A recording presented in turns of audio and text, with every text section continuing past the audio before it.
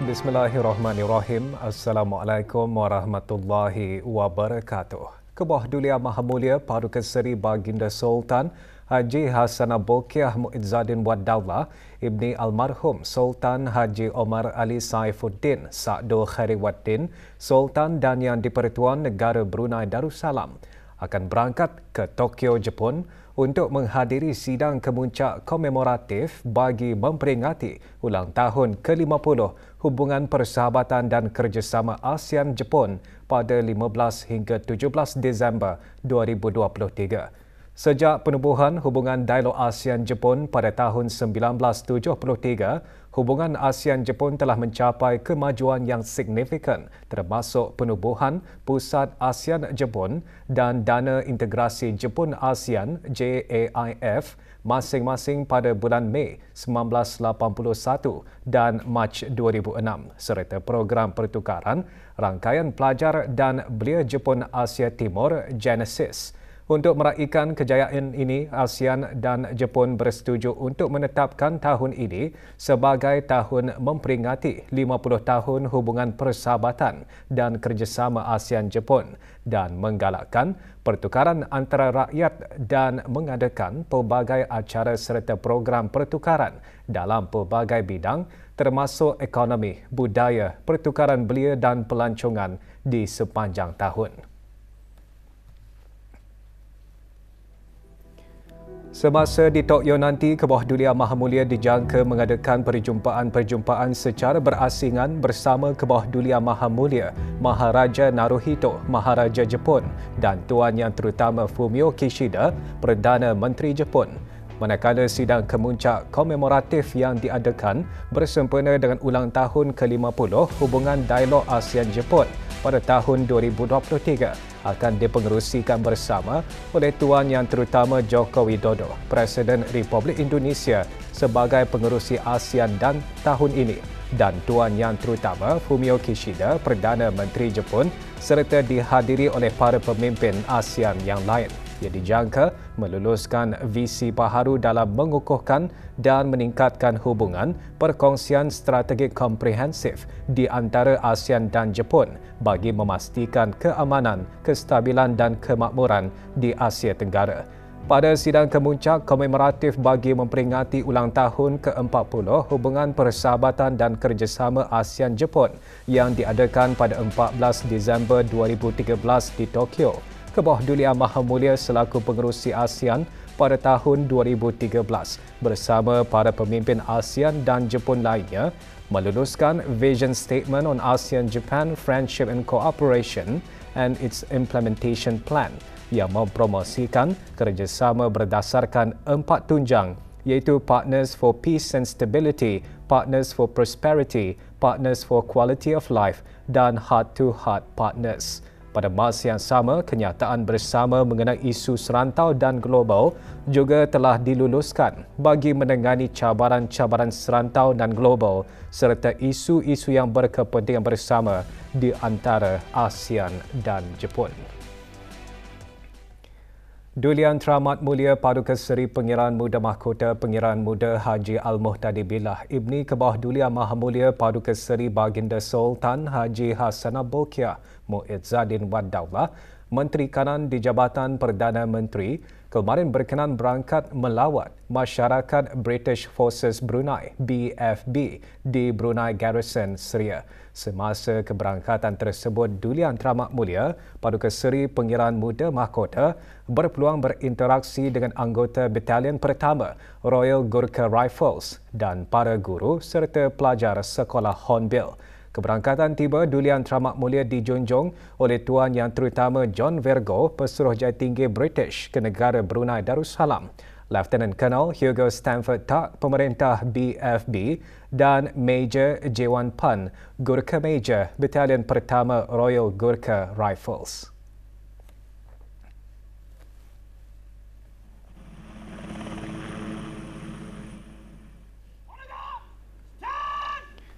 Sejurus tiba di Balai Pengawal Tucker Lines, Dulian Teramat Mulia berkenan memeriksa barisan kawalan kehormatan.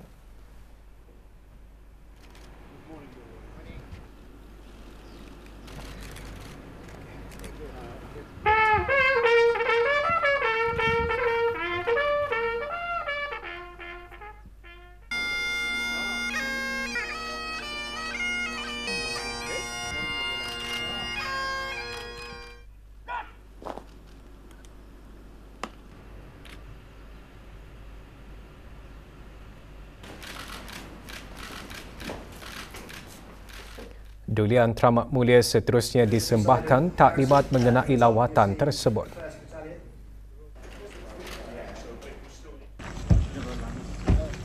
Di padang tembak Tucker Lines, Duli Yang Teramat Mulia berkenan menyaksikan demonstrasi senjata.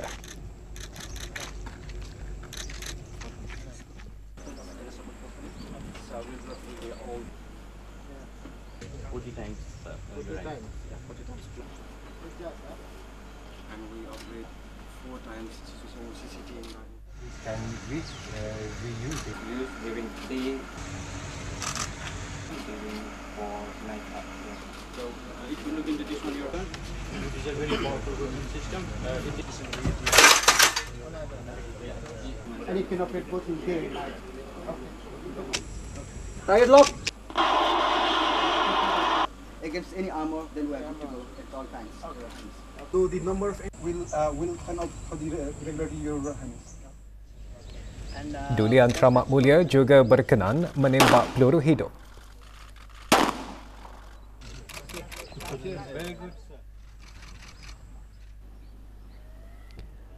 Sekolah Hornbill menjadi tumpuan keberangkatan Duli Yang Teramat Mulia. Kindergarten, we call it. 12 midday. From Nepal. Together we form a strong community. If you'd like to accept. Thank you.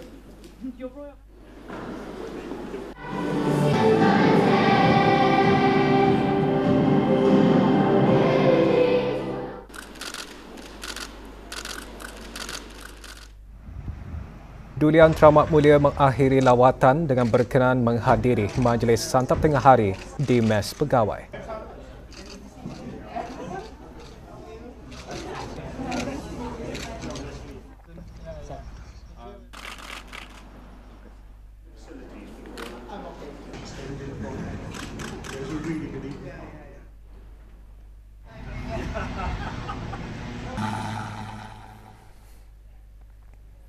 Lima high flyers aplikasi mengalinga menerima anugerah dari Bank Baiduri sebagai pengiktirafan atas sumbangan mereka sepanjang tahun ini semasa perasmian Hari Bertindak. Majlis diadakan di Hub Belia, Stadium Negara Hassanal Bolkiah.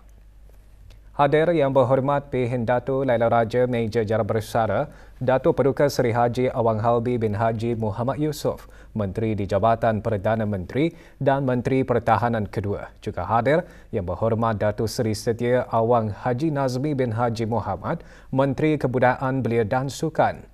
Green Brunei memenangi tempat pertama dan menerima RM1,500, manakala tempat kedua dan ketiga masing-masing disandang oleh Young Professionals Network Brunei, YPN Brunei dan sukarelawan belia COVID-19 sebagai rakan strategik inisiatif kerajaan. Bank Baiduri dengan kerjasama Kementerian Kebudayaan Belia dan Sukan juga telah menghoskan bengkel secara dalam talian.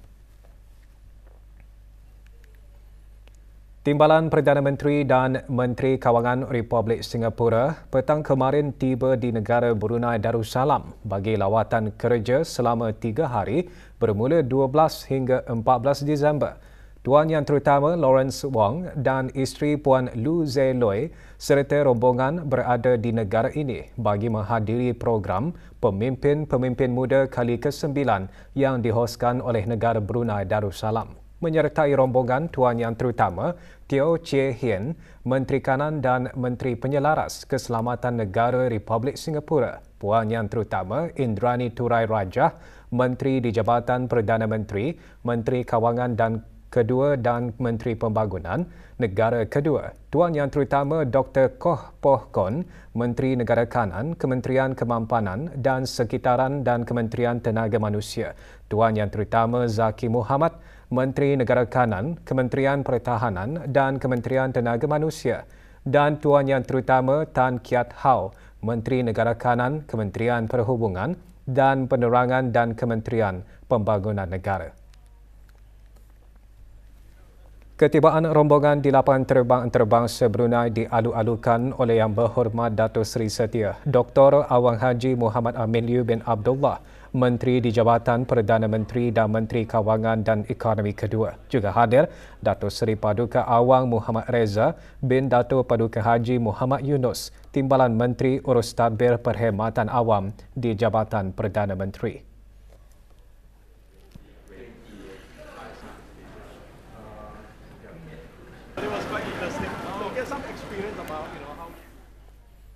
Bagi mewujudkan persekitaran yang merangsang golongan orang kurang upaya OKU untuk bergiat dalam seni serta menggalakkan integrasi sosial OKU, Jabatan Pembangunan Masyarakat mengadakan Pameran Seni untuk Semua 2023 diunggayahkan dengan kerjasama Pusat Bahagia dan bahagian OKU serta rakan-rakan strategik yang terlibat. Pameran diadakan sempena Hari Antarabangsa OKU 2023. Acara diadakan di Galeri 4 Hub Tenaga Brunei Dermaga Diraja di Ibu Negara. Perasmiannya disempurnakan oleh Dr. Siti Nurhalbi binti Haji Wasal Felah, Pemangku Setiausaha Tetap Kemasyarakatan Kementerian Kebudayaan Belia dan Sukan. Pameran pada tahun ini bertemakan sensori yang bermaksud deria. Lebih 100 buah karya termasuk lukisan, media campur, kraf tangan, perabot dan arca dipamerkan. Majlis juga diisikan dengan penyampaian sijil penghargaan kepada agensi-agensi berkaitan yang menjayakan pameran seni berkenaan. Pameran dibuka untuk kunjungan orang ramai sehingga 27 Disember ini. Juga hadir Ahli Majlis Mesyuarat Negara.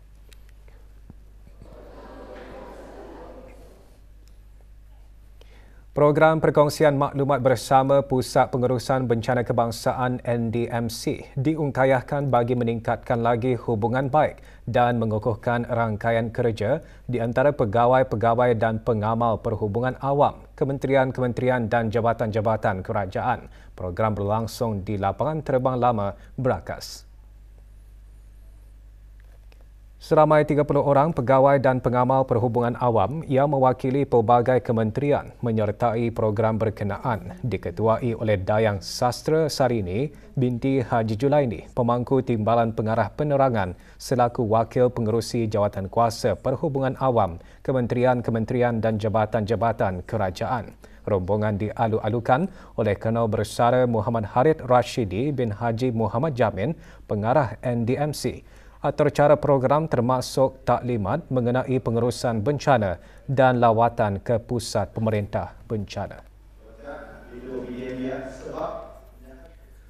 Kementerian Kesihatan memaklumkan bahawa trend jangkitan influenza-like illness ILI dan COVID-19 masih menunjukkan peningkatan. Walau bagaimanapun, keadaan jangkitan ILI dan COVID-19 adalah terkawal dan tidak membebankan perkhidmatan kesihatan di negara ini.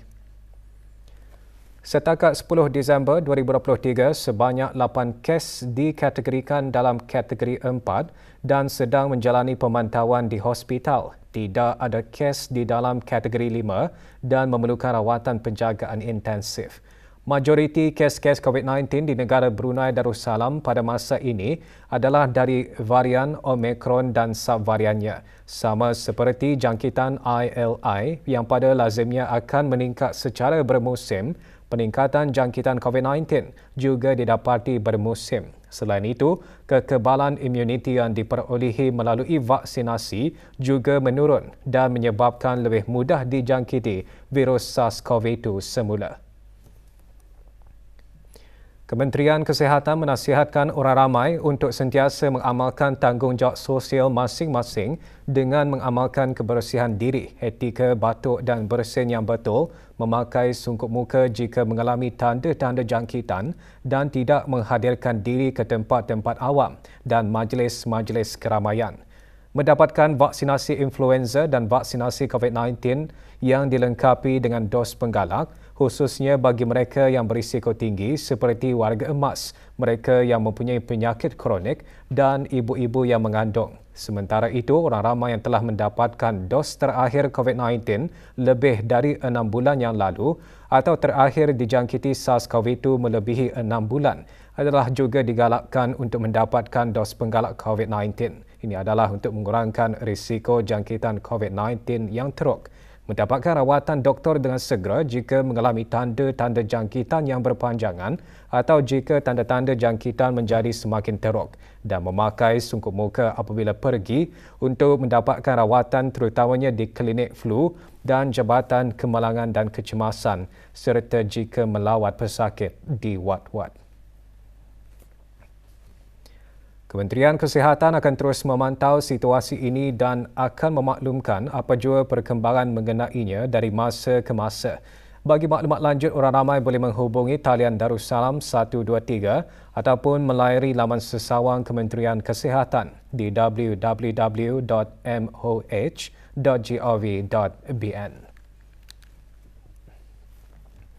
Keputusan peperiksaan CJ Pelajaran Ugama Brunei SPUB tahun 1444 Hijrah 2023 Masihi bagi calon-calon tahun 10 dan 11 di sekolah-sekolah menengah Arab dan Institut Tahfiz Al-Quran Sultan Haji Hassanal Bolkiah telah dikeluarkan oleh bahagian peperiksaan Jabatan Pengajian Islam Kementerian Hal Ehwal Ugama selaku urustia Lembaga Peperiksaan Pelajaran Ugama Brunei. Kementerian Hal Ehwal Ugama dalam kenyataannya memaklumkan daripada 681 calon yang menduduki peperiksaan SPUB, 320 calon telah berjaya memperoleh sekurang-kurangnya pangkat jayid kepujian dalam semua mata pelajaran yang diduduki. Sementara 531 calon memperoleh sekurang-kurangnya 4 pangkat jayid kepujian dalam mata-mata pelajaran yang diduduki. 74 calon telah berjaya memperoleh agregat 6 hingga 8. Calon-calon sekolah yang telah menduduki peperiksaan tersebut bolehlah mendapatkan slip pernyataan keputusan di sekolah masing-masing. Manakala bagi calon persendirian, hendaklah mengambil slip pernyataan keputusan di pejabat bahagian peperiksaan Jabatan Pengajian Islam bertempat di tingkat bawah bangunan Kementerian Hal Ehwal Ugama pada waktu pejabat. Sehubungan itu, bagi calon-calon yang layak dan berminat untuk meneruskan pengajian mereka ke peringkat perayu di Sekolah Menengah Arab Laki-Laki Hassanal Bolkiah, bolehlah mengambil borang pendaftaran kemasukan bermula pada hari Sabtu, 16 Disember 2023 pukul 8.30 pagi di Sekolah Menengah Arab Laki-Laki Hassanal Bolkiah, Jalan Raja Isteri Pengiran Anak Salehah. Tarikh akhir bagi mengembalikan semula borang ialah pada hari Rabu, 20 Disember 2023. Bekalan darah di Pusat Penerimaan Darah Jabatan Perkhidmatan Makmal dan tabung-tabung darah di seluruh negara masih di tahap rendah. Kementerian Kesihatan dalam siaran medianya menjelaskan penderma darah jenis A, B dan AB diperlukan segera bagi menampung keperluan pemindahan darah di semua hospital di negara ini. Pada hari ini 12 Disember, kempen diadakan di Kompleks Bangunan Yayasan Sultan Haji Hassanal Bolkiah bermula pukul 10 pagi hingga 3 petang. 13 Disember, kempen diadakan di Function Room The One pada pukul 10 pagi hingga 12 tengah hari dan 1 hingga 3 petang. 14 Disember di Dendrobium Salehah Hall, The Gardens Veranda Restaurant pada pukul 9 pagi hingga 12 tengah hari dan 1 hingga 3 petang. Manakala pada 16 Disember di Kompleks Membeli Belah Mabuhay bermula pukul 10 pagi hingga 12 tengah hari dan 1 hingga 3 petang. Sementara itu, tabung darah Hospital Seri Surui Begawan, Kuala Belait juga akan mengadakan kempen derma darah di Persatuan Fuco Kuala Belait pada 17 Disember ini bermula pukul 9 pagi hingga 2 petang. Tempahan slot derma darah melalui aplikasi Bloodcard sangat digalakkan.